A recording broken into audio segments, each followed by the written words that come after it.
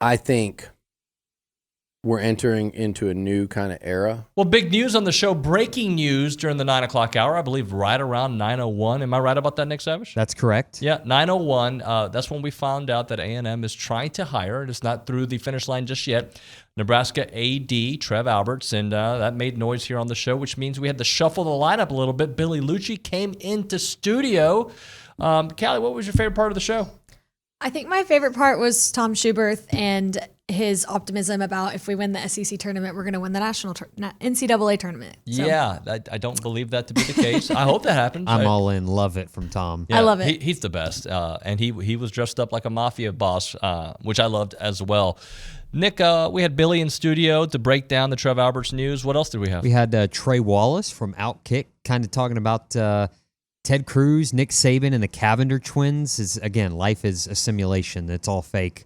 And John Harris with a little NFL talk. And our guy, Matthew Dawson over here, has got what random conference tournament game do you have? Okay, I didn't want him now. You need to get to USA right now. St. Joseph's playing George Mason in the A-10 in the second round. Get on it right now.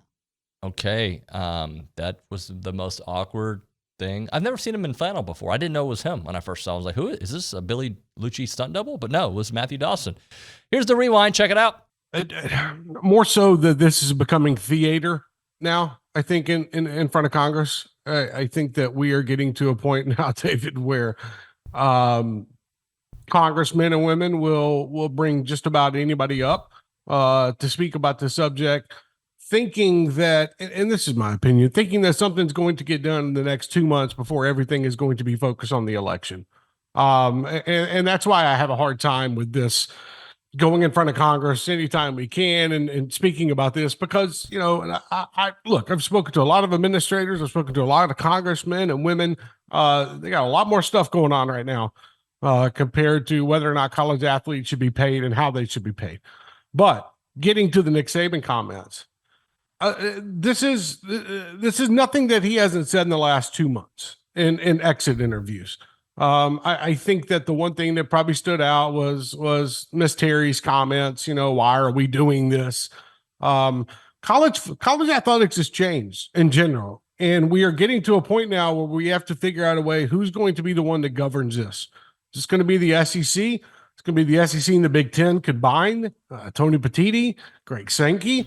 Is the NCAA going to stick around and be like, okay, we'll be some kind of governing arm when it comes to how we're going to pay players, or, okay, whatever you guys need, let us know because we're still around type of deal. I think overall, I think we have gotten to a point now, this spring portal period is going to be pretty mad. When you look at the new NIL regulations that are technically in place now because of the injunction filed by a judge in East Tennessee, I think that you're going to see a lot more deals kind of being played out in the public when it comes to NIL. I don't have a problem with what Nick Saban is discussing, because this has been a problem now for 4 years since NIL has been introduced. Texans aren't doing anything. And then they did a bunch yesterday. Are you trying to get me mad? Are you trying to get me mad and talk about all the fans that are panicking about Saquon Barkley choosing to stay in his home state? Because that's what I heard a lot on day one, and it you know me, David, it grated my ever loving, just it grated my nerves. You know, two of the best moves the Texans have made in the last calendar year basically happened on the same day when we were able to sign Devin Singletary and Dalton Schultz to 1-year contracts. Devin was like 1 for $2.5 million, and Dalton Schultz was like 1 for $6 million. That happened like 10 days into free agency. It's like that; those were massive situations for the Texans. And I'm like, why? People are panicking. And I kept saying it, night one, got in the air, and people have just lost their minds. I thought good Aggie, John Lopez, was going to absolutely go over the edge, all because the Texans hadn't signed a running back. And I'm like, do you guys pay attention? Like, running backs, I hate to say it, are the most disposable commodity in the NFL. And I know the Texans say we want to run the ball. And look, I wanted a running back too. But I'm like, just because Saquon Barkley chose to stay home basically to face the Giants twice a year to get more money. Oh, the Texans were this absolute failure. And I'm like, man, just give it more than 24 hours. Well, at 6:20 that night, as we were about to go to a break, I see the news on Twitter that the Texans have signed Azeez Al-Shaair from the Tennessee Titans. Oh, not a running back, but one of the better run-stuffing linebackers in the league. And better than anybody at this point the Texans have. Now, I think Christian Harris is going to be that guy, but he's not there yet. But Azeez knew D'Amico from San Francisco. And all of a sudden, okay, wow. Then in the morning, you trade for Joe Mixon. Okay, you got your running back. Calm down.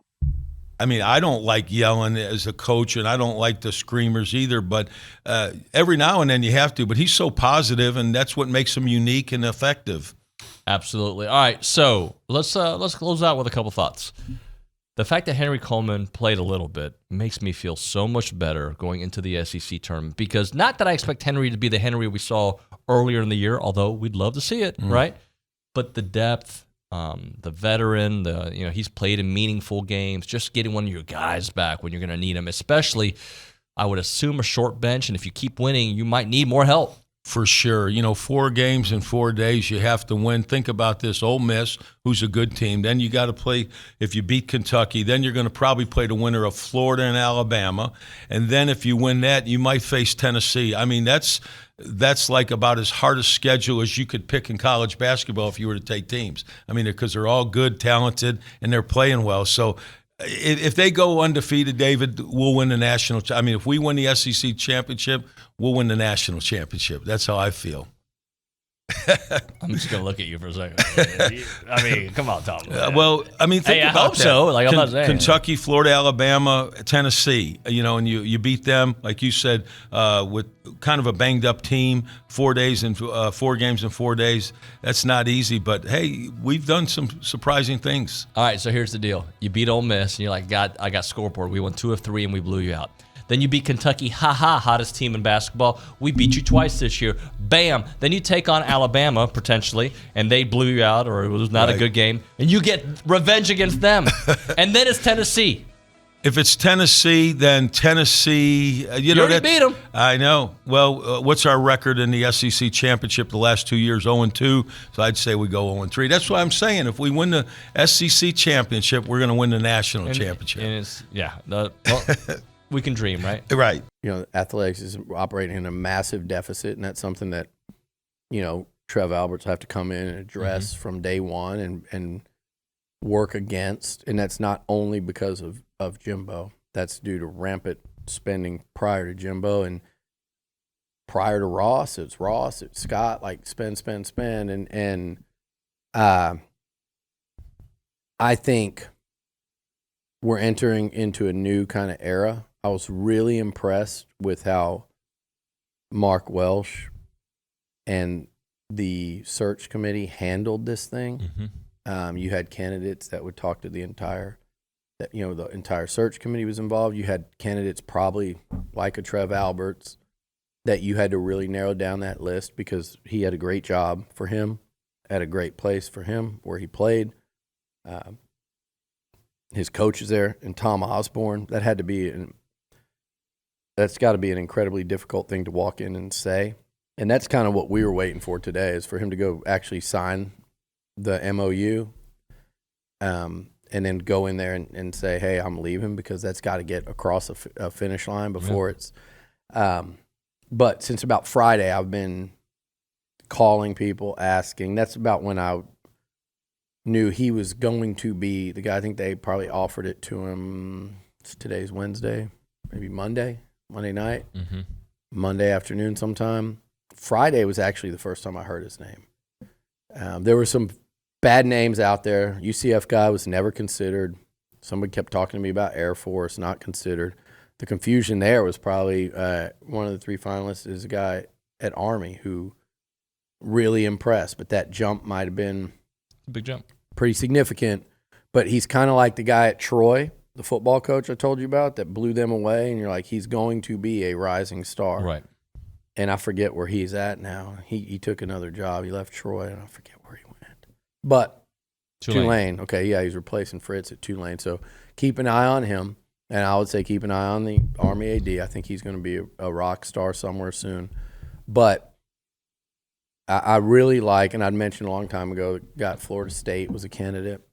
I really like, there's a lot of things to like about Alberts. And that's all you can ask right now, right? Callie. I'm Yes. not going to ask It's you Kaylee.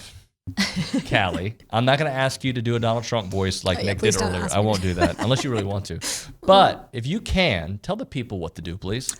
You should like, comment, subscribe, and share with all your friends so they can watch TexAgs Radio too. And who's your favorite talk show host of all time? David Nuno. Okay, I didn't expect you to say it. Okay, thanks. See you next time.